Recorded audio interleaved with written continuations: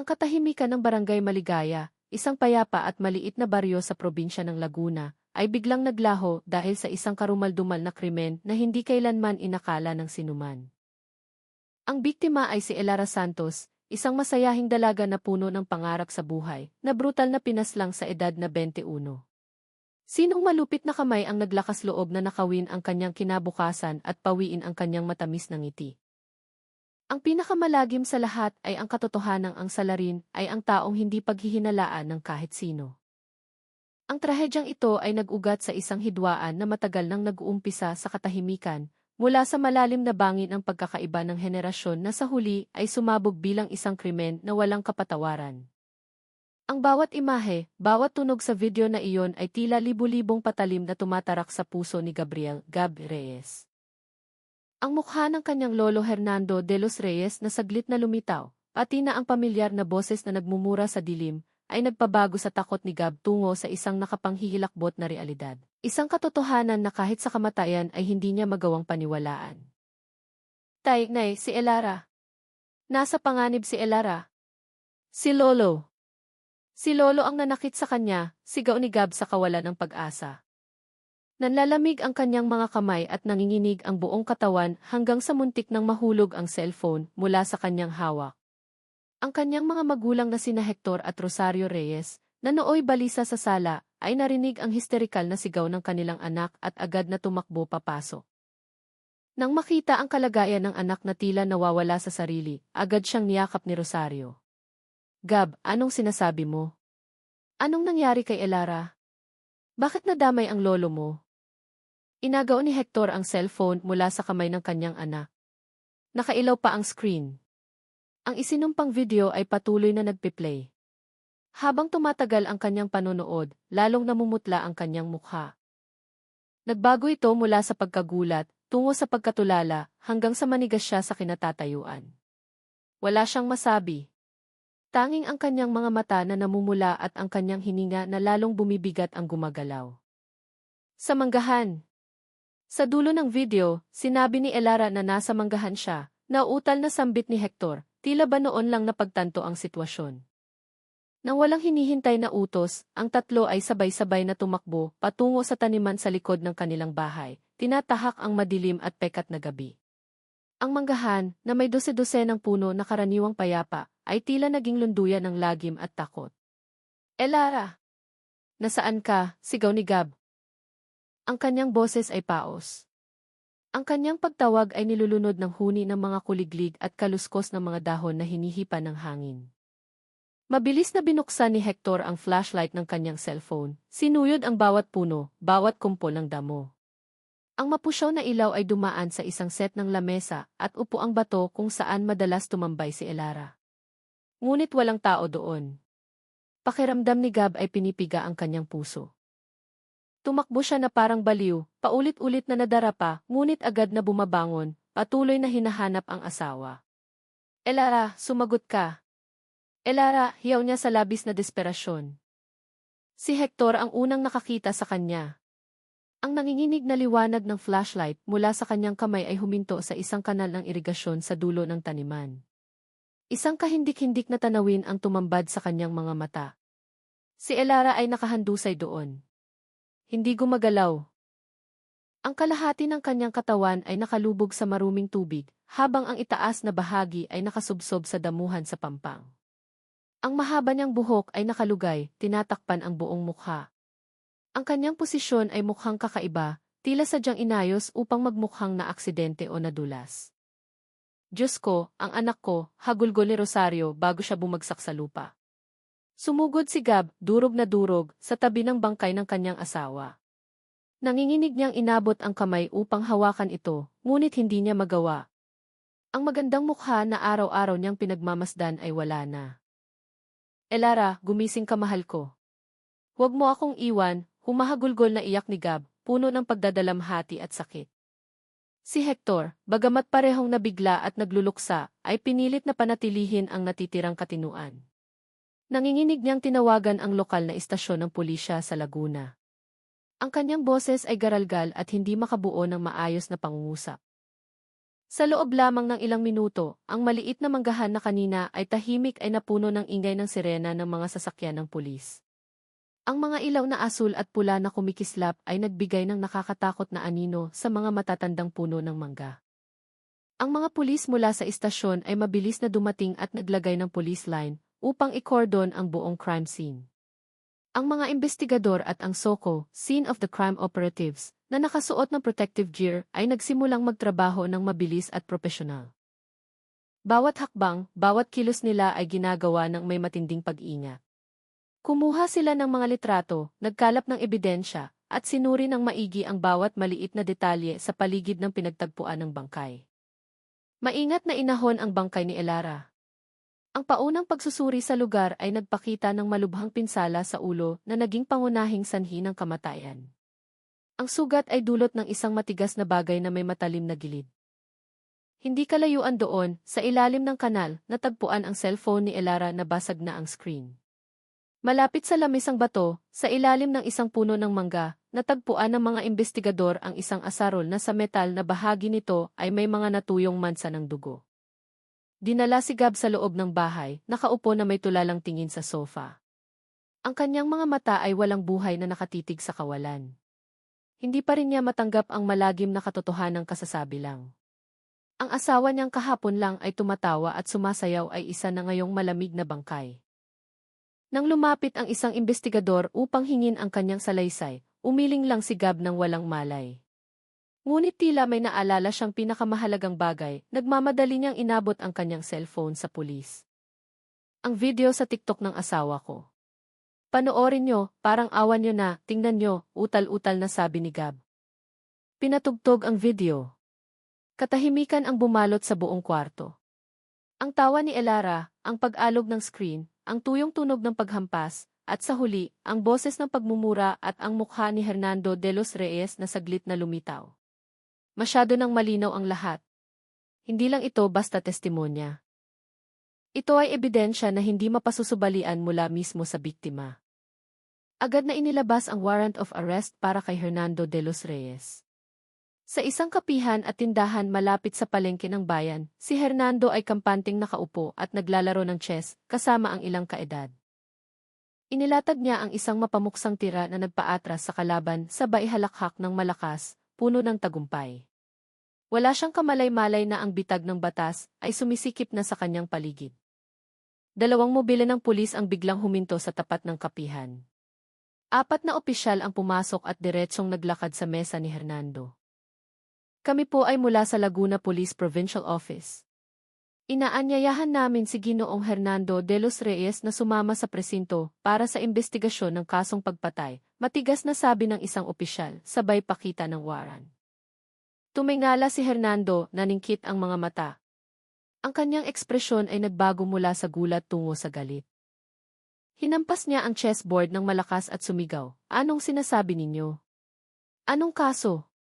Kilala niyo ba kung sino ako? Isa akong retiradong opisyal ng hukbong sandatahan, may mga medalya ako ng kagitingan." Nagkumpulan ang kanyang mga kaibigan. May nalilito, may sumusubok na umawat. Baka maling akala lang yan, sir. Respetadong tao si Kapitan Hernando dito. Hindi kami nagkakamali. Pakiusap, sumama kayo ng maayos, mariing sabi ng pulis. Maayos? Wala akong ginagawang masama. Wala kayong karapatang arestuhin ako. Ang galit ni Hernando ay nauwi sa pagpupumiglas. Nanlaban siya, tinulak ang mga pulis. Ang kanyang bibig ay walang tigil sa pagmumura. Ang kanyang anyo na karaniwang kagalang-galang at estrikto ay naglaho, napalitan ng pagiging bayolente at desperado. Ang paglalaban ay naging isang dramatikong eksena sa gitna ng mataong kapihan. Kinailangan ng ilang sandali at profesionalismo bago tuluyang napigilan at napusasan ng mga pulis si Hernando. Habang isinasakay sa mobile, patuloy ang pagsigaw at pagmumura ni Hernando, ginagamit ang kanyang titulo bilang retiradong sundalo upang takutin ang mga otoridad. Ngunit walang saysay ang lahat.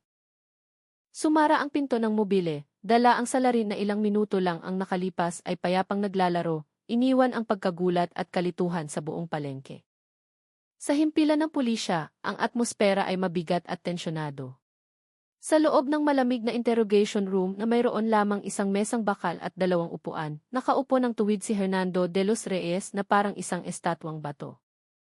Ang kanyang mukha ay hindi nagpapakita ng takot o pagsisisi, kundi tigas ng puso at kayabangan. Ang kanyang matatandang mata na matatalim pa rin ay nakatitig ng diretsyo kay Police Major Adi Villanueva nang hindi kumukurap. Ginoong Hernando de los Reyes, mayroon kaming sapat na ebidensya upang sampahan kayo ng kasong parricide o pagpatay sa inyong manugang na si Elara Santos. Iminumungkahi namin na magbigay kayo ng tapat na salaysay para sa ikagagaan ng inyong sitwasyon, diretsahang sabi ni Major Villanueva. Matatag ang kanyang boses. Ngumiti ng mapakla si Hernando. Isang ngiti na kakaiba at nakakakilabot. Ebidensya. Anong ebidensya ang meron kayo? Isang video na walang kwenta na gawa ng babaeng iyon? Sasabihin ko sa inyo, isa akong veterano. Buong buhay ko, nagsilbi ako sa bayan. Hindi ako pumapatay ng inosente. Nagkakamali kayo ng dinampot. Ang boses sa video ay boses ninyo. Ang mukha na saglit lumitaw ay kayo. Ang oras at lugar ay tugma. Paano ninyo ipaliliwanag yon? Singit ng isa pang investigador. Wala akong kailangang ipaliwanag, bulyaw ni Hernando sabay hampas sa mesa. Maaga akong natulog kagabi. Sinong may alam kung saan nagpunta ang babaeng yon, kung ano ang ginawa niya? Baka nakipagtagpo sa ibang lalaki tapos pinatay. Ngayon sa akin ninyo isisisi. Napakadali. Tumagal ang interogasyon ng ilang oras nang walang resulta. Hindi nakikooperasyon si Hernando. Pinili niyang manahimik o kaya magmura at insultuhin ang mga investigador. Paulit-ulit niyang ginagamit ang kanyang nakaraan bilang sundalo at ang kanyang mga medalya bilang pananggalang. Sinasabi niyang siya ay inaapi at sinisiraan ng henerasyong walang utang na loob. Ang katigasan ng ulo at pagmamataas ng matandang retirado ay halos imposibleng tibagin. Habang ang interogasyon kay Hernando ay walang patutunguhan, sa kabilang kwarto, ang buong larawan ng trahedya ay dahan-dahang nabubuo sa pamamagitan ng luha at putol-putol na kwento ng mga kaanak. Si Rosario, ang ina ni Gab, ay magaang mga mata sa kaiiyak. Ang mukha ng ginang na buong buhay nagtrabaho ay puno ng guhit ng matinding dusa. Ikinuwento niya ang lahat sa pagitan ng mga hikbi. Mula nang maging manugang namin si Elara, ayaw na sa kanya ng biyenan ko. Lagi niya itong pinupuna bilang babaeng laking Maynila na mahilig magpasikat at manamit ng maikli. Sabi niya, anong klaseng babae ang araw-araw sumasayaw at kinukunan ang sarili para panoorin ang buong mundo sa internet? Kawawa yung bata. Bata pa siya, masayahin at aktibo. Wala siyang masamang intensyon. Talagang ganoon lang ang mga kabataan ngayon. Ikinuwento ni Rosario na ang hidwaan sa pagitan ng lolo at manugang ay lalong tumindi lalo na noong nakunan si Elara. Noon, nahulog siya sa motor, hindi kumapit ang bata. Ang biyanan ko, sa halip na damayan siya, minura pa siya. Sinabing walang kwenta at hindi marunong mag-ingat. Sinabi niyang mala si Elara sa pamilya. Mula noon, lalong lumala ang galit niya. Tuwing kakain, laging naghahanap ng rason para pagalitan siya. Si Elara, sa kanyang katigasan din ng ulo, ay hindi sumasagot ng pabalang. Ngunit tumatahimik siya at nagpapakita ng rebeldeng kilos. Mabigat palagi ang oras sa bahay. Nasa gitna ako at hindi ko alam ang gagawin, dagdag ni Rosario. Si Hector, ama ni Gab, ay nakaupo sa tabi ng asawa, pilit itong pinapakalma. Ang kanyang mukha ay puno rin ng paghihirap at kawalan ng magagawa. Ipinagpatuloy niya ang tatay ko. Napaka-konserbatibo at patriarkal. Galing kasi sa militar. Lahat para sa kanya dapat ayon sa disiplina at tradisyon. Hindi niya matanggap ang malayang pamumuhay ni Elara. Ilang beses ko nang sinubukang pagsabihan silang dalawa. Sinabi ko sa tatay na nagbago na ang panahon. Iba na ang mga kabataan. Dapat tayong umintindi. Pinayuhan ko rin si Gab at ang asawa niya na magpakumbaba sa lolo. Pero hindi umubra. Ngunit ang pinakawasak at nagdurusa ay si Gab. Nakaupo siya doon, pula ang mga mata, tulala na parang nawala ang kaluluwa. Nagkaibigan kami simula noong first year college sa Maynila. Noong una kaming magkita, nabighani agad ako sa ngiti niya. Napakaganda niya, bibo at laging puno ng enerhiya. Para siyang araw.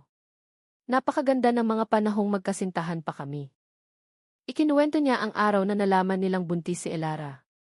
Pareho silang nagpanik dahil nag-aaral pa. Ngunit si Gab ang nagdesisyong panindigan ito. Pagkatapos ay binanggit niya ang sakit ng mawalan ng anak. Ang kanyang boses ay tila nababasag. Di nagtagal matapos kaming ikasal, na aksidente siya. Nawala ang baby namin. Iyon ang pinakamabigat na dagok sa aming dalawa. Nalugmok si Elara ng matagal. Alam ko, sobra siyang nahirapan. Noong una, nag-TikTok lang siya para maglibang. Nang dahan-dahan siyang makakuha ng followers at papuri. Nagsimula siyang sumigla ulit. Sa tingin ko, iyon ang paraan niya para ibalik ang tiwala sa sarili, para makalimot sa lungkot. Maaaring sa tingin ng iba ay hindi tama ang mga video na iyon, pero para sa akin, iyon ang paraan ng asawa ko para gamutin ang sugat sa puso niya. Hindi ko siya pinagbawalan dahil mahal ko siya. Kinuyom ni Gab ang kanyang mga kamao. Namuti ang kanyang mga buko. Alam kong ayaw ni Lolo kay Elara. Madalas umiyak si Elara sa yakap ko. Sabi niya nasisikip siya sa bahay. Nangako ako sa kanya, 1 taon na lang pagka-graduate namin, bubukod na kami. Planado na ang lahat. Magsisimula kami ulit. Ang mga pangarap na iyon ng magandang kinabukasan ay durog na ngayon. Ang testimonya ni Gab ay hindi lamang simpleng salaysay, kundi isang sumbong na basang-basa ng luha tungkol sa panghuhusga at alitan ng henerasyon na nagtulak sa isang pamilya sa trahedyang walang labasan. Habang ang pader ng pananahimik at katigasan ng ulo ni Hernando ay nagpapahirap sa mga pulis, sa forensic laboratory, ang mga tahimik na ebidensya mula sa pinangyarihan ng krimen ay nagsasalita ng malakas at malinaw. Ang lahat ng piraso ng palaisipan ay dahan-dahang nabubuo bilang isang malinaw na larawan ng krimen at ang mukha ng salarin ay lumilitaw ng walang pag-aalinlangan. Ang asarol na natagpuan hindi kalayuan sa bangkay ang naging pinakamahalagang ebidensya. Ang resulta ng forensic examination ay kumpirmadong ang dugo sa dulo ng asarol ay maiste na tugmang-tugma sa STI ng biktimang si Elara. Ang hugis at sukat ng sugat sa ulo ng biktima ay saktong-sakto sa matalim na parte ng asarol. Walang duda, ito ang sandatang kumitil sa buhay ng dalaga. Ang mas nagdidiin ay ang resulta ng fingerprint analysis. Sa hawakan ng asarol na gawa sa kahoy, nakakita ang mga eksperto ng maraming bakas. Ngunit ang pinakamalinaw at buo ay isang set ng fingerprints. Matapos itugma sa database, lalo na't may record siya bilang dating sundalo, kumpirmadong ang nagmamay-ari ng fingerprints ay walang iba kundi si Hernando de los Reyes. Higit pa rito, bukod sa kanyang mga bakas, wala nang ibang fingerprints na malinaw na makikita na nagpapatunay na siya ang huling humawak sa asarol ng may mahigpit na puwersa. Kasabay nito, natapos na rin ang autopsy. Itinakda ng medical legal officer ang oras ng kamatayan ni Elara sa pagitan ng 10 oras 30 minuto at 11 oras 30 minuto ng gabi. Ang oras na ito ay tugmang-tugma sa oras kung kailan biglang naputol ang TikTok live ni Elara ng alas 11:05. Ang nakamamatay na tugmang ito ay nagpabago sa huling video ni Elara bilang isang buhay na ebidensya na nag-record sa mismong sandali ng kanyang pagkapaslang. Ito ay ganap na sumira sa alibi ni Hernando na maaga siyang natulog at nagsara sa lahat ng lusot para siya ay makatanggi. Upang mas maunawaan ang karakter ng suspect, nagsagawa rin ng malalim na pagsisiyasat sa background ni Hernando. Tulad ng lagi niyang ipinagmamalaki, mayroon nga siyang kahanga-hangang nakaraan sa militar. Ngunit nang bumalik sa sibilyang buhay, lumabas ang ibang anyo ng kanyang pagkatao. Ayon sa mga kapitbahay at opisyal ng barangay, lumabas ang larawan ng isang matandang lalaki na patriarkal, otoritarian, bugnutin at sobrang konserbatibo. Kilala siya sa buong lugar bilang taong mahirap lapitan. Hindi marami ang naglalakas loob na makipag-usap sa kanya. Ang kanyang nakaraan sa serbisyo ay tila humubog ng karakter na kasing tigas ng bakal at disiplinang sobra-sobra, na naging dahilan kung bakit hindi niya matanggap ang anumang bagay na lumilihis sa mga panuntunang itinakda niya.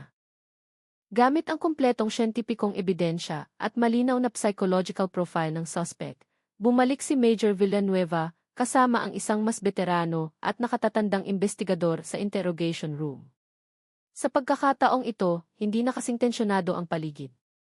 Inalis na ang posas ni Hernando. Sa ibabaw ng mesa, wala na ang mga papeles, kundi isang tasa ng mainit na kape. Marahang inilapit ng veteranong investigador ang kape kay Hernando. Higop muna kayo, sir. Dating sundalo rin ako, nagserbisyo ng maraming taon. Naiintindihan ko ang paninindigan at dignidad ng isang kawal na tulad ninyo. Sumulyap si Hernando, hindi nagsalita, ngunit ang bangis sa kanyang mga mata ay bahagyang humupa. Nagpatuloy si Major Villanueva, ang boses ay malalim at kalmado. Ganito po yan, Sir Hernando. Hindi kami narito para husgahan kayo. Gusto lang naming malaman ang totoo. Hindi nagsisinungaling ang siyensya. Ang fingerprints nyo, ang dugo ni Elara sa asarol, ang oras ng kamatayan. Lahat yon ay tumuturo sa iisang katotohanan na hindi na mababago. Tahimik pa rin si Hernando, ngunit ang kanyang mga kamay na nakapatong sa mesa ay nagsimulang manginig. Nagpatuloy ang veteranong investigador, puno ng empatya, ngunit matalim ang mga salita. Ang dangal na binuo ninyo habang buhay, ang mga medalyang ipinagmamalaki ninyo, sulit ba na ipagpalit sa pagsisinungaling ngayon? Ang anak ninyo, ang apo ninyong lalaki. Durog na durog sila sa labas. Ang pamilya ninyo ay wasak na. Ang pananahimik ninyo ngayon ay walang maililigtas. Palalawigin lang nito ang pagdurusa at gagawing mas mapait ang katotohanan. Iyon ang psikolohikal na dagok na nagpabagsak sa kanya. Ang mga salitang iyon ay hindi tumutukoy sa kanyang krimen, kundi direkta sa kanyang amor proprio, sa kanyang dangal at sa kanyang legasya. Ang matibay na pader na itinayo ni Hernando mula sa katigasan ng ulo at nakaraang luwalhati ay nagsimulang magkalamat. Maaaring kaya niyang baliwalain ang batas, ngunit hindi niya kayang baliwalain ang pagkawasak ng kanyang pamilya, ang pamilyang lagi niyang ipinagmamalaki. Ang balikat ng matanda ay biglang bumagsak. Ang mukha niyang matigas na parang bato ay biglang nangulubot sa lungkot. Itinaas niya ang nanginginig na mga kamay at hinawakan ang kanyang ulo.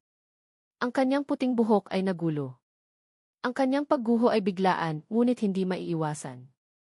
Matapos ang nakabibinging katahimikan, isang paos na boses na puno ng puot ang lumabas sa kanyang lalamunan. Ako ang gumawa. Ang pangungusap na iyon ay nabitawan at tila kasama nitong naglaho ang kanyang lakas. Yumuko siya sa mesa. Hinihingal. Ang babaeng iyon. Ang babaeng isinumpa. Dapat lang siyang mamatay. Matapos gumuho ang huling pader ng kanyang depensa, ibinuhos ni Hernando ang lahat ng kanyang galit. Ang kanyang pag-amin ay hindi pagsisisi, kundi isang nakapanghihilakbot na akusasyon, isang pagbibigay katwiran sa kanyang karumaldumal na gawain. Siya ay demonyong ipinadala para sirain ang pamilyang ito, simula niya sa paos na boses. Sa simula pa lang, ayaw ko na siyang ipakasal kay Gab. Anong klaseng babae ang nagpapabuntis ng hindi pa kasal? Dinungisan niya ang pangalan ng pamilya. Paano siya naging manugang ng panganay? Pero nabulag si Gab. Nagpumilit siyang pakasalan iyon. Napilitan akong manahimik. Tingnan niyo ang pananamit niya. Rerespetuhin ba siya ng tao? Dito sa baryo, isa siyang manugang. Pero ang damit, halos iluwa ang tiyan. Ang ikli ng shorts. Lumalakad na kumikending. Ang lakas ng boses. Nakikita siya ng mga kapitbahay. Hindi siya ang pinupulaan nila. Ang pamilyang ito ang pinupulaan na walang modo. Ang dangal ng buong angkan, nilublob niya sa putik. Pero ang pinakamalala ay ang cellphone at TikTok na yan. Pinapatugtog niya ang maingay na tugtog at nagsisimulang gumiling-giling sa gitna ng sala. Ilang beses ko siyang sinilip habang nagla-live siya. Iwinawasiwas ang balakang, uminguso. Kumikindat sa harap ng libo-libong lalaking dayuhan sa internet. Ang asawa ng apo ko, manugang ko, ginagawang display ang sarili para sa buong mundo. Isa itong malaking kahihiyan. Noong nabuntis siya, nagkaroon ako ng pag-asa. Pero nakunan siya. Akala niyo ba aksidente yon? Hindi. Hindi natutulog ang Diyos. Ang babaeng may ganoong klaseng pamumuhay, paano maiingatan ang bata? Para sa akin, patunay yon. Patunay na wala siyang basbas. Na siya ay malas. Wala siyang kapalaran na magbigay ng tagapagmana sa angkang ito. Tapos dumating ang gabing iyon. Ang buong pamilya ay nagplanong pumunta sa padasal sa kapilya para sa pista. Siya lang ang nagdahilan na pagod para maiwan sa bahay. Sa puso niya, walang pamilya, walang galang sa tradisyon. Pag-uwi ko, sinita ko lang siya ng ilang salita. Hindi siya sumagot. Nanahimik lang. Ang pagiging pasaway niya ay parang gasolina sa apoy. Sobra ang galit ko kaya hindi ako makatulog. Kaya nagpunta ako sa manggahan. Tapos, narinig ko ang boses niya na tumatawa. Lumapit ako at nakita ko siyang nagla-live, sinisiraan ako. Sinasabing ang lolo ng asawa niya ay baduy. Mabagsik, tinatapakan ang dangal ng pamilyang ito para marinig ng buong mundo. Sa sandaling iyon, lahat ng katinuan sa ulo ng matanda ay naglaho. Nagawa niya akong insultuhin sa loob ng sarili kong pamamahay. Hindi ko na natiis. Nakita ko ang asarol na nakasandal sa puno. Kumulo ang dugo ko. Isa lang ang nasa isip ko. Ang bibig na iyan na puno ng lason ay dapat patahimikin habang buhay. Ikinuwento niya ang krimen ng malamig. Nung nagpaalam na siya sa mga nanonood para matulog at tumayo, sumugod ako. Inihampas ko ang asarol ng buong lakas sa ulo niya. Isang beses lang siyang nakasigaw tapos bumagsak na. Kinalagkad ko siya sa gilid ng irigasyon. Inihulog ko siya doon para magmukhang nadulas. Pagkatapos noon, bumalik ako. Nakailaw pa ang cellphone. Kinuha ko, minura ko. Demonyo ka. Tapos ibinalibag ko sa batong mesa hanggang mabasag. Tapos tinapon ko rin sa kanal. Pumasok ako sa bahay, naghugas at natulog. Dapat matapos na ang lahat. Isinagawa ang paglilitis sa Regional Trial Court sa Laguna na umakit sa daan-daang residente upang saksihan ang kaganapan. Tumahimik ang buong sala nang pumasok ang hukom. Si Hernando de los Reyes ay nakatayo sa dock. Ang kanyang katawang matanda at payat ay nakasuot ng dilaw na detainee shirt. Ang anyong mapagmataas at matapang na dati niyang ipinapakita ay naglaho na. Tanging kahungkagan at tinging walang buhay ang natira. Matapos suriin ang lahat ng dokumento, ebidensya, at testimonya ng mga saksi, binasa ng hukom ang hatol ng malakas. Ang boses niya ay umaalingaw-ngaw, matatag at mariin, iniisa-isa ang mga krimen ng akusado. Ang ginawa ng akusadong si Hernando de los Reyes ay isang krimeng labis na seryoso, marahas, at karumal-dumal. Dahil lamang sa hidwaan sa pamumuhay at pansariling prehudisyo. Malupit na kinitil ng akusado ang buhay ng kanyang sariling manugang. Isang kabataan na may magandang kinabukasan. Ang kilos ng akusado ay hindi lamang malubhang paglabag sa Revised Penal Code, kundi paglapastangan din sa moralidad ng sangkatauhan, sumira sa buklod ng pamilya. At nagdulot ng galit sa lipunan. Isinasaalang-alang na ang kilos ay may pagpaplano, treachery at premeditation, pagtatangkang itago ang krimen, at kawalan ng pagsisisi, nararapat na ipataw ang pinakamabigat na parusa bilang sanksyon, aral, at babala sa publiko. Pinigil ng buong korte ang kanilang hininga. Ang korte ay nagpapataw ng parusang reclusion perpetua o habambuhay na pagkabilanggo ng walang pribilehiyo ng parol sa akusadong si Hernando de los Reyes. Bumagsak ang maso ng hukom. Isang tunog na matigas at malamig na naghudyat ng katapusan ng isang nakapanlulumong trahedya. Ito ang pinakamabigat na parusang maaaring igawad sa ilalim ng batas ng Pilipinas, isang hatol na nagsisigurong mamamatay siya sa loob ng bilangguan. Sinagab at ang kanyang mga magulang ay napahagulgol. Si Hernando ay humapay na tila wala ng lakas at inalalayan ng 2 jail guards. Ang habang buhay na pagkabilanggo ay ang katapusang nararapat para sa karumal-dumal na krimeng kanyang ginawa. Salamat sa pagsunod sa kwentong ito hanggang sa huli. Ang nakadurog pusong trahedyang ito ay isang malalim na paalala tungkol sa bangin sa pagitan ng mga henerasyon at ang panganib ng labis na patriarkal na pag-iisip. Ang lahat ng hidwaan ay maaaring maresolba sa pamamagitan ng kagustuhang makinig, umunawa at maging mapagparaya. Huwag hayaang ang pagkakaiba ng pamumuhay ay mauwi sa karahasan na sa huli ay pagbaba